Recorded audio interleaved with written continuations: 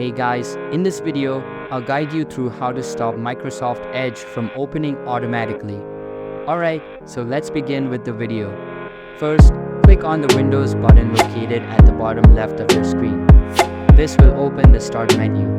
From there, select the Settings option to open your system settings. In the Settings window, look at the left side and click on Apps. Within the Apps section, navigate to Default Apps. Here, you'll find a search bar where you can type in Edge to locate Microsoft Edge. Once you've found it, scroll down to see the file types or link types associated with web browsers. The primary ones you'll want to change are HTTP and HTTPS, as these are commonly used for web links. To change the default browser for these types, click on the entry for HTTP. A prompt will appear allowing you to select your preferred web browser from the list.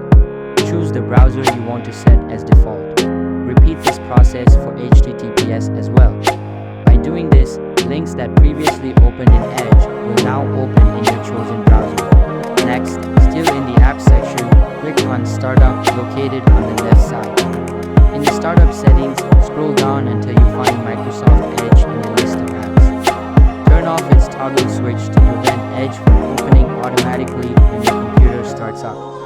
So that's basically how to stop Microsoft Edge from opening automatically.